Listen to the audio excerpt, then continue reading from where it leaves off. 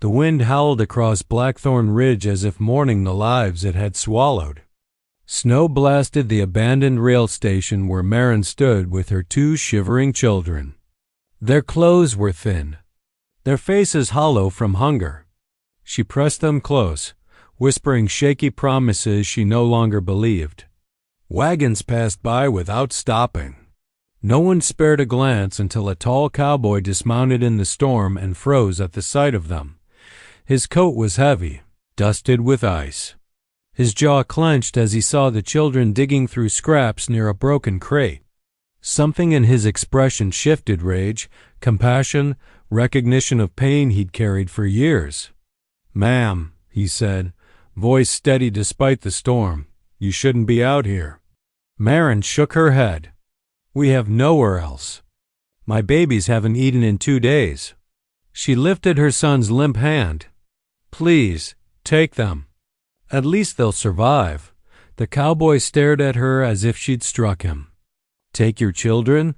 he repeated softly, kneeling to the boy's level. The child tried to stand but wobbled, legs trembling like twigs in wind.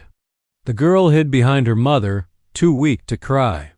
"Sir," Maren whispered, desperation cracking her voice, "people here take children as workers. Or worse, you look kind. You might give them a chance. Take them, please." Her lips were blue with cold. The man stood slowly, eyes burning with the storm fiercer than the snow.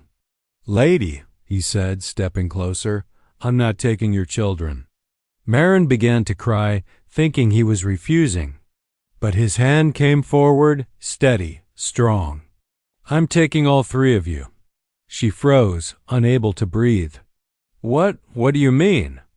The cowboy's voice dropped into a vow carved from iron. "Pack your things. You're all coming home with me. Nobody gets left behind." A gust of snow slammed into them, but the cowboy didn't flinch. He lifted Maren's son into his arms as if he weighed nothing. The boy's head rested against the man's chest, eyes fluttering. Maren blinked back tears. "Why?" she whispered. "We're strangers." He looked at her, something haunted flickering in his gaze. "Because once, someone left my family in the cold. I swore if I ever found others in that place, I'd drag them out myself." He placed his warm coat over the girl's tiny shoulders, lifting her into his saddle. "Name's Rowan Hayes," he said. "I've got a ranch past the Ridge Food Fire Beds." Maren hesitated. "I can't pay." Rowan met her eyes.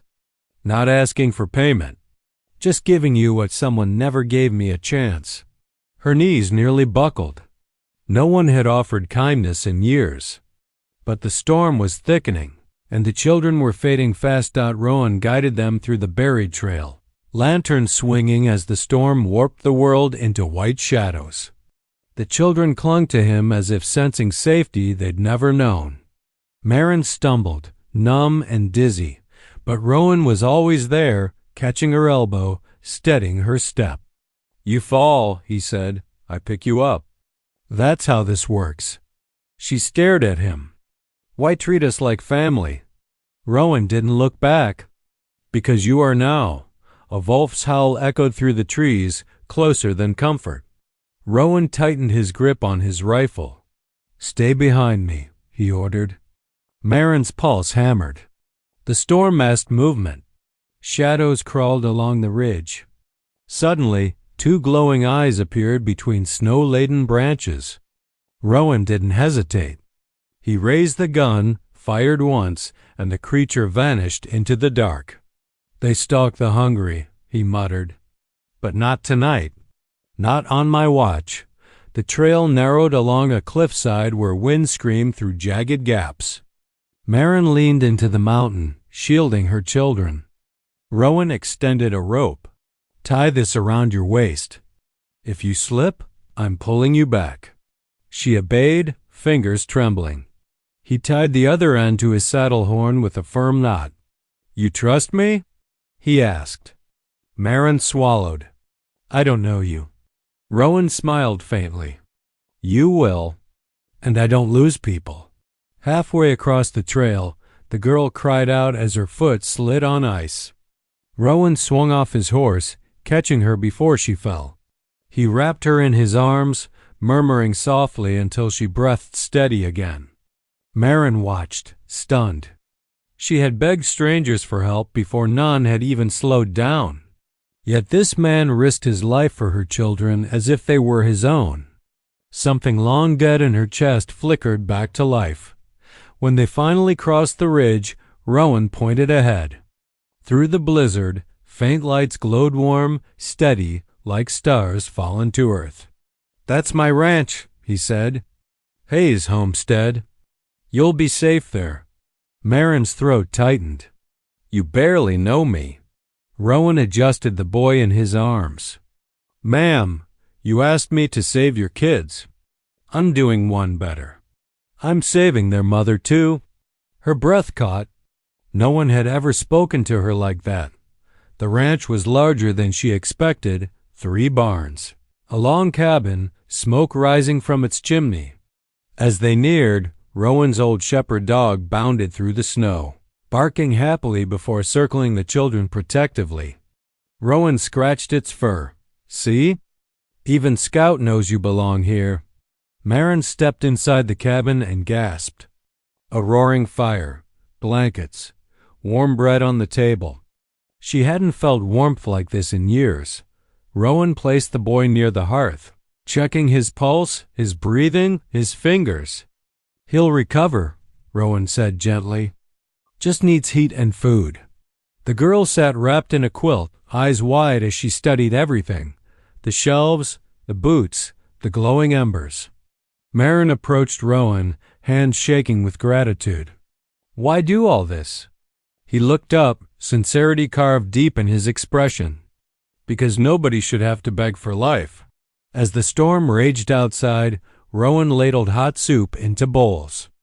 Maren watched him move quiet, sure, as if caring for people was as natural as breathing. "Eat," he said. "Tomorrow we'll talk about what comes next."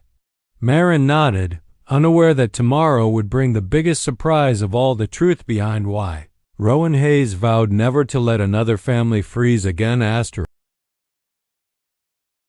Maren woke before sunrise, startled by a sound she hadn't heard in months' silence without fear. The children slept near the fire, cheeks flushed with warmth. Rowan was already outside, chopping wood with steady, powerful swings. Steam rose from his breath as the axe split logs like they were nothing. She watched him through the frosted window, wondering why a man like him lived alone, and why he'd risked so much for strangers like them. When he returned, snow on his shoulders, Rowan set hot tea in front of her. "Your hands are shaking," he noted. "You're exhausted." She tried to apologize, but he raised a hand. "Don't. Resting isn't weakness." Maren bowed her head. "I haven't had a home in a long time." Rowan leaned back in his chair. "Well, you do now if you'll accept it." The simple offer, spoken so gently, made her eyes burn with tears she'd held for years. The children ate more than Rowan expected, and he smiled softly as he watched them lick the bowls clean. "They eat like my brother used to," he murmured. Maren asked quietly, "You had family?" Rowan's jaw tightened. "Once." He stared at the fire, its glow reflecting in his eyes. "A blizzard took them when I was 19. I survived because a stranger dragged me out. I swore I'd be that stranger for someone else someday." Later, Rowan showed the children the barn animals. The girl giggled as the old Mari nudged her shoulder. The boy leaned sleepily against Rowan's leg, trusting him completely. Maren watched from the doorway, stunned at how quickly her children had connected with this rugged, quiet cowboy. They had never known a man who protected instead of punished, who fed instead of shouted. She felt her heart tug painfully, hope mixing with fear. Inside the cabin, Rowan laid out warm clothes, small coats, wool socks, boots. "They belong to my neighbor's kids," he explained. "They outgrew them, but something told me to keep them." Maren brushed the fabric with trembling fingers. "You prepared all this?" Rowan shrugged, suddenly shy. I had a feeling winter wasn't done breaking people. She swallowed, overwhelmed. You saved us. He met her eyes. No, I found you. Saving starts now. As night fell, another snowstorm rolled in, fiercer than the last. The wind clawed at the cabin walls like a beast trying to break in. Rowan checked every shutter, every door, reinforcing them. Storm's angry tonight, he muttered.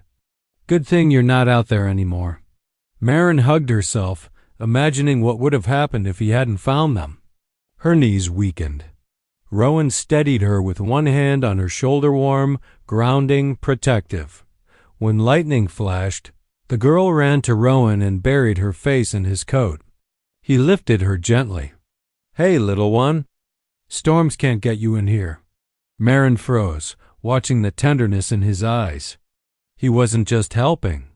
He was bonding with them. The boy tugged Rowan's sleeve. Are we staying forever? Rowan hesitated, glanced at Maren, then answered softly, If your mama wants this home, it's yours as long as you breathe. Later, Maren stepped outside for air, overwhelmed by everything she'd been given in just a day. Rowan followed, bringing a lantern. Something bothering you? He asked. She hesitated.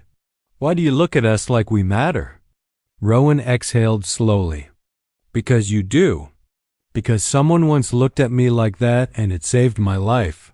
He stepped closer. And because I see strength in you. The kind most people overlook. The storm eased by morning, leaving the world wrapped in glittering frost. Rowan saddled his horse. I'm riding to town, he said.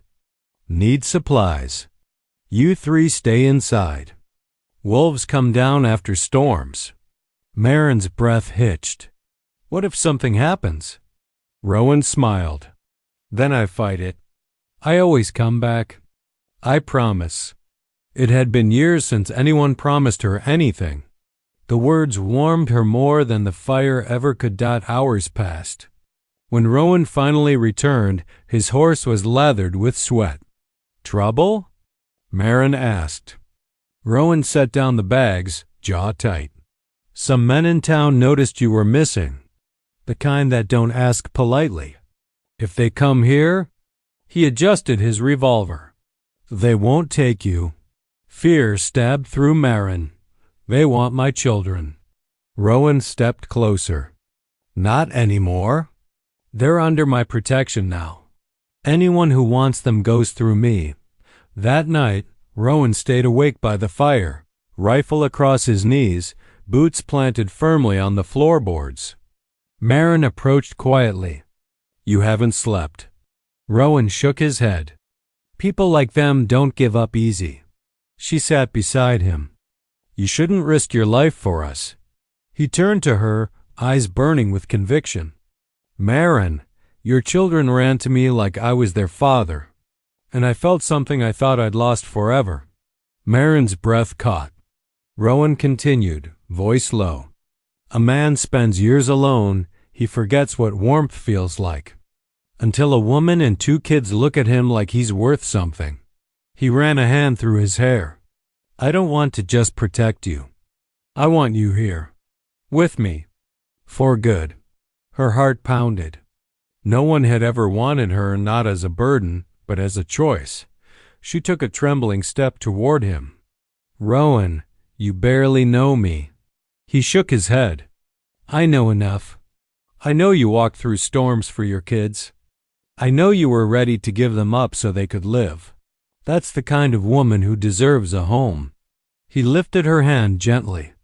You told me once you had nothing left. Let me prove you still do. His voice broke. Let me be something to you. Tears streamed down Maren's face as she whispered, We'll stay. If you truly want us. Rowan's breath shuddered. Maren, I want all 3 of you. Today, tomorrow, forever. He pulled her into his arms as the children woke and ran to them, wrapping their tiny hands around his legs. For the first time in years, Maren felt whole. The storm outside finally quieted because the family she thought she'd lost had just begun